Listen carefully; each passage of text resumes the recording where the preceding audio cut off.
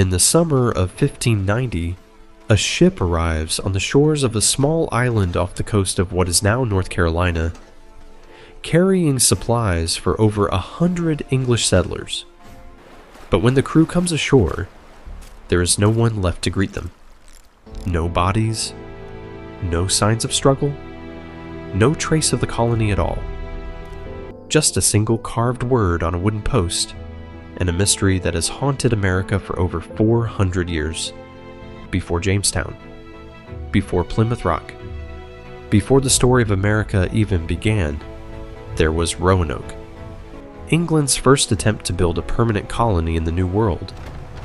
And it vanished so completely, so silently, that to this day, no one knows for certain what happened to the men, women, and children who called it home. This is the story of that colony, from its hopeful founding to its haunting disappearance, and the 400 years of searching that still haven't found a definitive answer. In 1587, Sir Walter Raleigh sends a group of English settlers across the Atlantic to establish a permanent colony on Roanoke Island, part of a broader English effort to claim territory in the New World before Spain can tighten its grip on the continent. 115 men, women, and children make the dangerous crossing, led by a governor named John White, an artist, an experienced explorer who has already visited these shores once before. This is not meant to be a temporary outpost. Families come with the intention of building permanent homes, farming the land, and establishing a lasting English presence in America. The settlers arrived to find an island surrounded by dangerous shoals, difficult terrain, and a complicated relationship with the local indigenous peoples, some of whom remember earlier English expeditions with deep distrust after violent encounters just years before. Despite the challenges, the colonists begin building. Homes rise, crops are planted, and in August of that same year, John White's own daughter gives birth to a baby girl, Virginia Dare, the first English child born in the Americas. For a moment, it feels like the beginning of something lasting. As supplies begin running low and tensions with nearby indigenous groups remain unresolved, the colonists make an urgent decision. Someone must sail back to England to secure more provisions and reinforcements before winter makes the crossing impossible. John White is chosen for the voyage, torn between his responsibility to lead the colony and the desperate need to secure its survival. He leaves behind his daughter, his newborn granddaughter, and the entire colony he helped build, promising to return as quickly as possible. He has no way of knowing that this decision will be the last time he ever sees any of them. White arrives back in England only to find the country consumed by war. England is bracing for an invasion by the Spanish Armada, and every available ship has been requisitioned for national defense. For nearly 3 years, John White is unable to secure passage back to Roanoke, trapped by circumstances entirely outside his control, while the colony he left behind faces an unknown fate. It is not until August of 1590, 3 long years after his departure, that John White finally secures a ship and makes the journey back across the Atlantic to Roanoke Island. What he finds when he arrives is deeply unsettling. The colony is gone, not destroyed, not burned, simply empty. The houses have been carefully dismantled rather than left in ruin, suggesting a planned departure rather than a sudden attack. There are no signs of violence, no scattered belongings, no bodies. The only clue left behind is a single word carved into a wooden post at the entrance to the settlement: Croatoan, the name of a nearby island and the indigenous people who live there. Before he left 3 years earlier, White had instructed the colonists that, if they were forced to relocate, they should carve their destination into a tree or post. And if the departure had been under duress or attack, they should carve a cross above it. There's no cross. Whatever happened, it seems, was not a violent emergency, but a deliberate, planned move. White desperately wants to sail to Croatoan Island to search for the colonists, believing they may have relocated there for safety or resources. But fate intervenes once again. A violent storm rolls in, damaging his ships and threatening the safety of his crew. The ship's captain refuses to risk the dangerous waters any further, and with hurricane season worsening and supplies running low, White is forced to abandon the search and return to England without ever confirming what happened to his family or his colony. He would never return to America again. John White dies years later, having spent the rest of his life without ever learning the fate of his daughter, his granddaughter, and the 100+ settlers he left behind.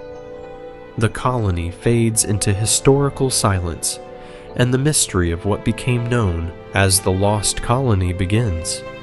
In the 4 centuries since John White's failed search, countless theories have emerged trying to explain what happened to the Roanoke colonists, each one supported by fragments of evidence, but none conclusively proven.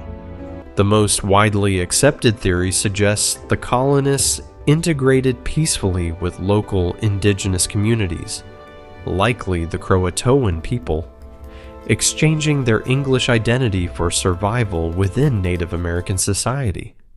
Early explorers in the decades following reported encounters with indigenous groups who had gray eyes, lighter skin, and knowledge of English words, potential evidence of intermarriage and assimilation.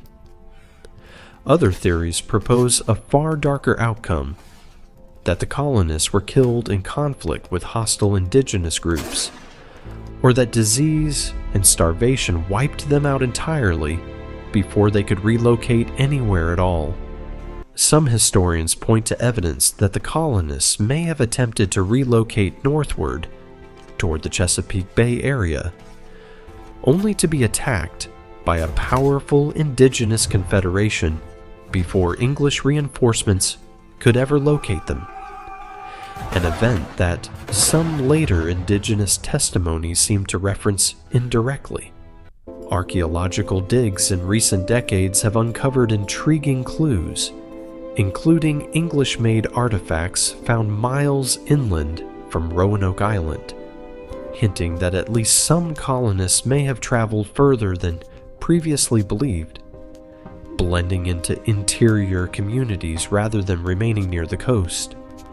In the 1930s, a series of stones began surfacing across the Carolinas and Georgia, allegedly carved by Eleanor Dare, mother of Virginia Dare, describing the fate of the colonists in her own words.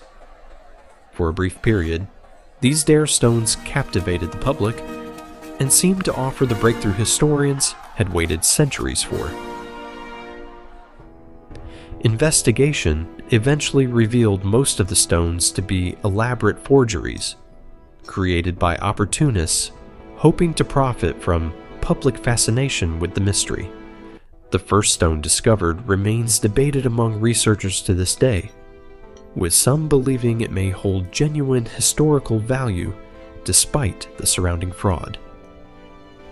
Modern archaeological technology has continued the search where written history fails. Ground-penetrating radar, careful excavation, and advanced artifact analysis have uncovered pottery shards, tools, and structural remains that suggest small groups of colonists may have dispersed into multiple different locations, rather than vanishing as a single unified group. The most likely conclusion emerging from decades of careful research is not a single dramatic event, but a slow, gradual dispersal. Some colonists likely joined Croatoan communities, Others may have attempted the dangerous journey toward Chesapeake. Some may not have survived the attempt at all. What makes Roanoke's disappearance so uniquely haunting is not just the absence of answers, but the almost eerie calm surrounding the evidence that does exist. No violence, no panic. Just an empty settlement and a single carved word, deliberately left as a message for someone who would take 3 years to return and read it. Virginia Dare, the first English child born in America, remains one of history's most poignant symbols of a story with no ending. She would have been 3 years old on the day her grandfather finally returned, if she survived that long at all. The lost colony has become deeply embedded in American cultural memory, inspiring plays, novels, and countless historical investigations. Each generation hoping new evidence might finally solve a mystery that has resisted explanation since the 16th century. And so, more than 400 years later, the fate of Roanoke's colonists remains one of America's oldest and most enduring mysteries. No mass grave has ever been found. No definitive record confirms their fate. Only fragments, clues, and theories that bring us close to an answer without ever fully delivering one. Perhaps the truth is quieter than we want it to be. Not a massacre, not a vanishing into thin air, but ordinary people making an extraordinary choice, walking away from a failing colony to build new lives among people who were willing to take them in. History does not always give us the ending we are looking for. Sometimes, it simply leaves behind a single carved word and lets the rest remain a mystery. If you enjoyed uncovering the story of America's oldest unsolved mystery, subscribe for more cinematic journeys through the events that shaped our world, and let us know in the comments, which historical mystery should we investigate next?